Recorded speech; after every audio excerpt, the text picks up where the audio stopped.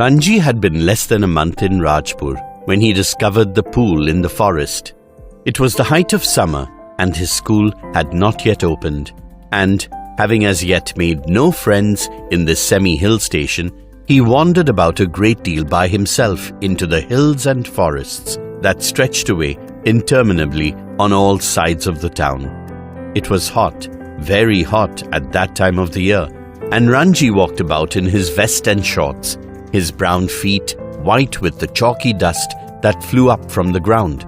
The earth was parched, the grass brown, the trees listless, hardly stirring, waiting for a cool wind or a refreshing shower of rain.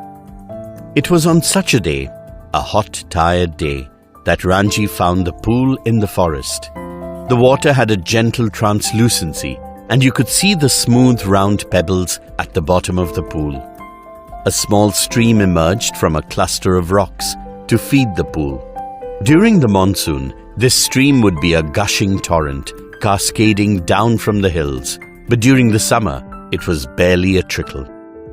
The rocks, however, held the water in the pool, and it did not dry up like the pools in the plains. When Ranji saw the pool, he did not hesitate to get into it. He had often gone swimming, alone or with friends, when he had lived with his parents in a thirsty town in the middle of the Rajputana desert. There, he had known only sticky, muddy pools where buffaloes wallowed and women washed clothes. He had never seen a pool like this, so clean and cold and inviting. He leapt into the water. His limbs were supple, free of any fat, and his dark body glistened in patches of sunlit water. The next day he came again to quench his body in the cool waters of the forest pool. He was there for almost an hour, sliding in and out of the limpid green water, or lying stretched out on the smooth yellow rocks in the shade of broad-leaved sal trees. It was while he lay thus that he noticed another boy standing a little distance away, staring at him in a rather hostile manner. The other boy was a little older than Ranji, taller, thick-set, with a broad nose and thick red lips. He had only just noticed Ranji, and when Ranji did not say anything, the other called out, "What are you doing here, mister?" Ranji, who was prepared to be friendly, was taken aback at the hostility of the other's tone. "I am swimming," he replied. "Why don't you join me?" "I always swim alone," said the other. "This is my pool. I did not invite you here."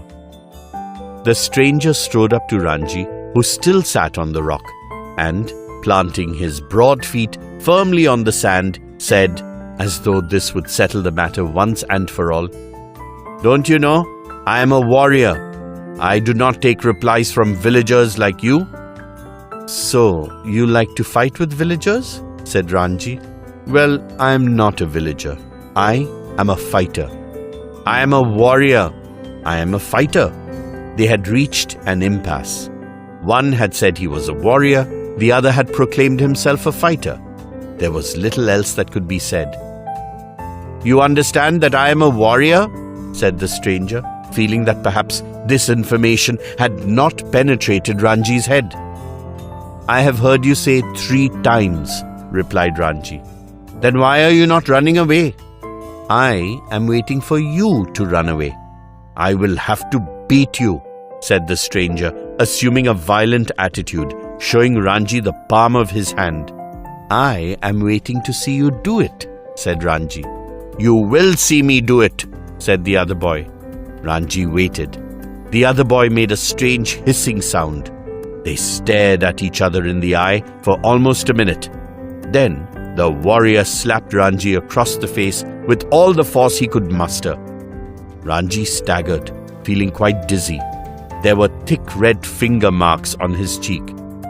"There you are," exclaimed his assailant. "Will you be off now?" For answer, Ranji swung his arm up and pushed a hard, bony fist into the other's face. And then they were at each other's throats, swaying on the rocks, tumbling onto the sand, rolling over and over.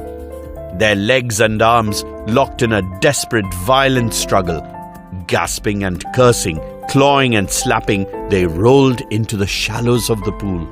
Even in the water, the fight continued as, spluttering and covered with mud, they groped for each other's head and throat.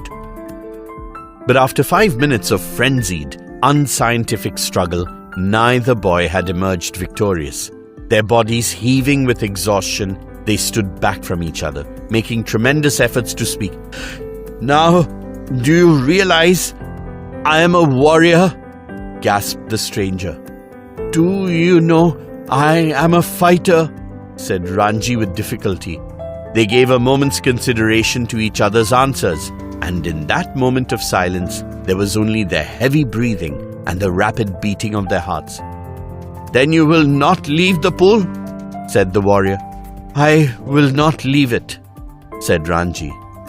"Then we shall have to continue the fight," said the other. "All right," said Ranji. But neither boy moved, neither took the initiative. The warrior had an inspiration. "We will continue the fight tomorrow," he said. "If you dare come here again tomorrow, we will continue this fight, and I will not show you mercy as I have done today." "I will come tomorrow," said Ranji. "I will be ready for you." They turned from each other then, and going to their respective rocks, put on their clothes and left the forest by different routes. When Ranji got home, he found it difficult to explain the cuts and bruises that showed on his face, leg, and arms.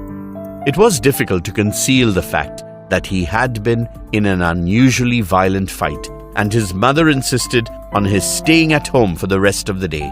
That evening, though, he slipped out of the house and went to the bazaar, where he found comfort and solace in a bottle of vividly colored lemonade and a banana leaf full of hot, sweet jalebis.